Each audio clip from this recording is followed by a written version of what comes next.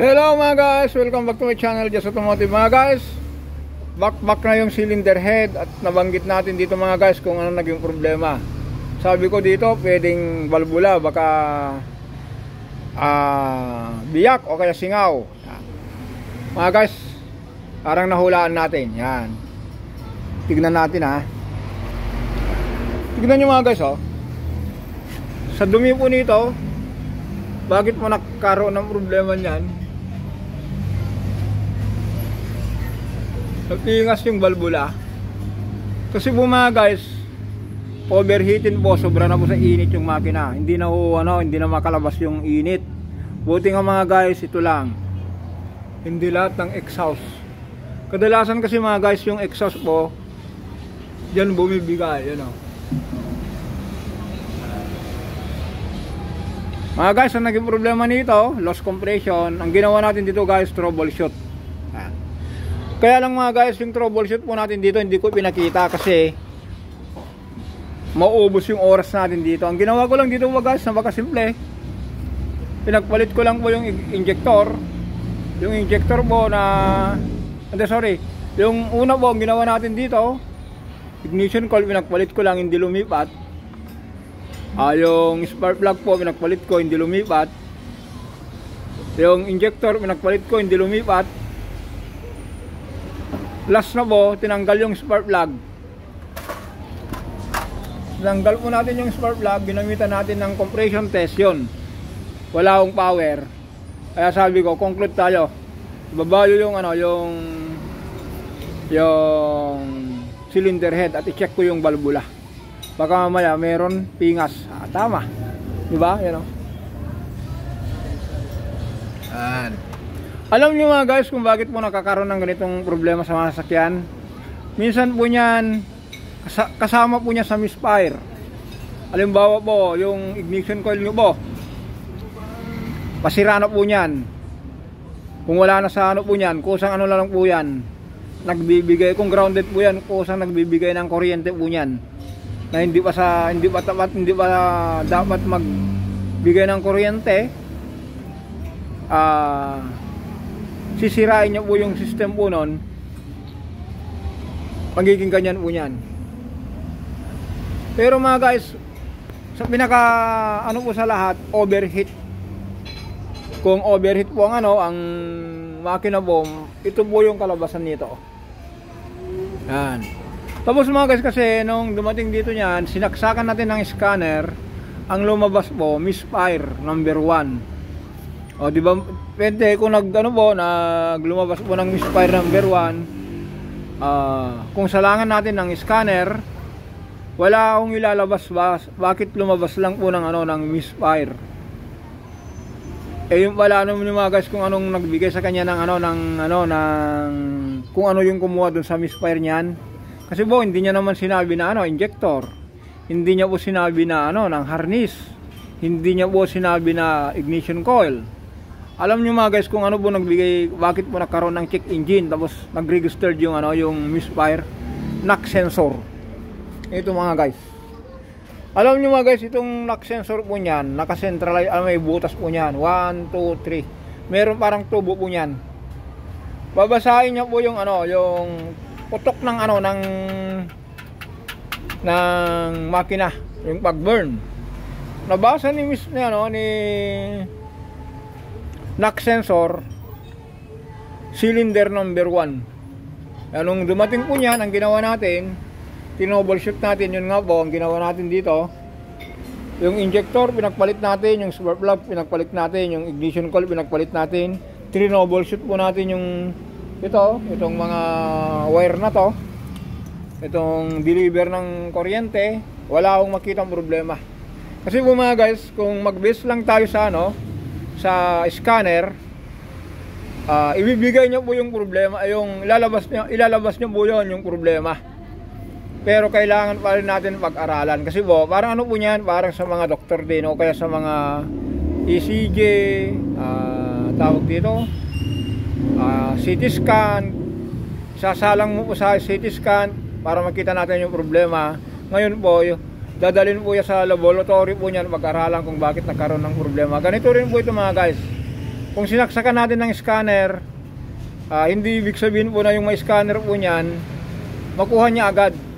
Magbibigay lang po ng reference lang po niyan, magbibigay lang po ng basehan kung ano yung ano yon, para hindi na tayo maghula-hula pa. Ganun mo nangyari dito mga guys.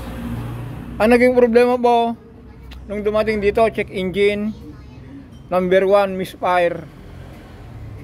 Hindi niya sinabi dun sa hindi siya dumiretso dito sa ano, dito sa injector. Hindi niya sinabi na injector shorted, harness. Hindi niya sinabi sa ignition coil kung ano yung problema. Basta mayroon pong lumabas na number 1 na detect po misfire, number 1 line, number 1 na bore o kaya cylinder. Kaya ito po ang nagbigay, knock sensor.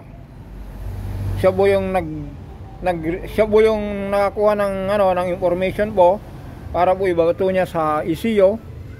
Yung check engine po, yun ang inilabas niya. Ayan, ganun lang mga guys. Ulitin natin ang ang pagmimekanik po. Sa mga baguhan po, kailangan ng tiyaga. Tapos yung nag-comment mga guys na thank you sir, yung nag-comment sa atin na na Sir Jess, real time, real talk dapat ang gawin mo diyan. Na dapat kung dumating yung sasakyan, ito yung problema, i-troubleshoot mo, isa-isahin mo para mas maraming manood. Hindi ko na po magawa yun mga guys.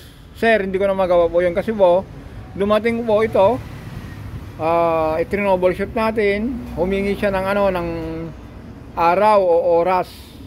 Sir, ilang oras ba yan? Ilang araw ba yan? Ilang linggo po yan? Kung nagbigay tayo ng ng isang linggo po, dapat po within isang linggo po matapos na natin. Pero kung katulad po yung i-request nyo po mga guys, na isa-isahin ko po yung ginagawa ko po, baka po yung isang linggo po magiging isang buwan. Baka magalit na po yung may-ari kasi ito, kailangan nila po ito. Okay mga guys, itong L300 na po. Dahil tapos na natin yung BIOS, nag-out na yung BIOS kahapon. Ito, umandar na rin po ito. Dito naman ulit tayo. Dito sa Mirage G4. Ayan. Ulitin natin mga guys, for reminder sa interval po ng change oil nyo po. Ito po yung nagiging cause po ng ito po yung nagiging sanhi o dahilan po ng ng overheating.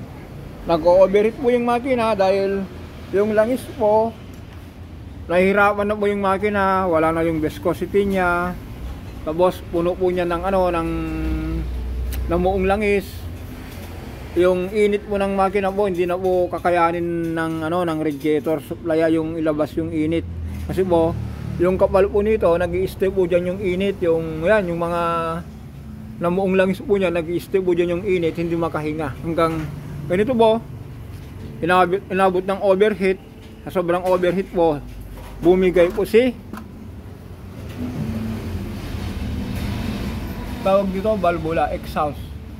Ayun. Kaya mga guys, sana po sa video ito, meron kayong nakuhang konting kaalaman. O kaya, ulitin natin mga guys sa mga baguhan ng mga mekaniko, o kahit yung matatagal na, kailangan natin ng ng troubleshoot. Yan naman talaga ang pinaka-importante bago tayo umatol. Sabi ko nga po mga guys may mga upload ako dati, humingi ako uli ng pasensya. Binabanggit ko po doon ang salitang medyo mabigat, pero konsensya. Gagawin natin dito mga guys, konsensya muna. Troubleshoot muna tayo bago tayo huwag natin gamitin yung salitang yung pera, kasi kung pera kasi mga guys, yung makina na yan, buksan natin agad. Gawin natin yung yung troubleshoot. Okay mga guys, ganun lang po. Ulitin natin, magpaalam na tayo, bagaman kahit itong YouTube natin